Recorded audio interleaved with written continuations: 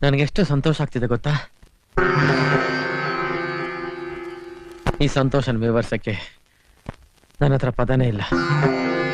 ಶತ್ರುಗಳನ್ನ ಸೋಲಿಸಿ ನಮ್ಮ ಬಾವುಟ ಆರಿಸಿ ಸಂತೋಷ. ವರ್ಷ ಎಲ್ಲ ದುಡ್ಡು ರೈತನಿಗೆ ಫಲಾಸಕ್ಕೆ ಸಂತೋಷ. ನನ್ನ ಗೆಳೆಯ ಸಮಯಕ್ಕೆ ಸರಿಯಾಗಿ ಬಂದು ನನ್ನ ಆಸೆ ಪೂರೈಸ್ತ.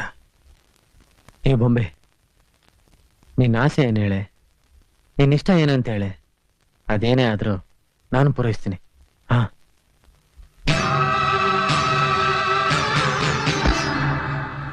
ಇಷ್ಟು ವರ್ಷದಿಂದ ನೀವು ನಾನು ನಿನ್ನ ಇಷ್ಟಪಡ್ತೀನಿ ಅಂತ ಹೇಳ್ತಿದ್ರೆ ಹೊರತು ಒಂದು ದಿವಸನಾದ್ರೂ ನಾನ್ ನಿಮ್ಮನ್ನ ಇಷ್ಟಪಡ್ತೀನೋ ಇಲ್ವೋ ಅನ್ನೋದನ್ನ ತಿಳ್ಕೊಳಕಾದ್ರೂ ಪ್ರಯತ್ನ ಪಟ್ರ? ಹುಟ್ಟಿಸಿದಪ್ಪ ಅಮ್ಮ ನಿಮ್ಮನ್ನ ಅಳಿಯ ಅನ್ಕೊಂಡಾಗ್ಲೂ ನನ್ನಿಷ್ಟ ಕೇಳಲಿಲ್ಲ. ನಮ್ಮಪ್ಪ ನನ್ನ ಜೂಜಲ್ಲಿಟ್ಟು ಸೋತಾಗ್ಲೂ ನನ್ನಿಷ್ಟ ಕೇಳಲಿಲ್ಲ.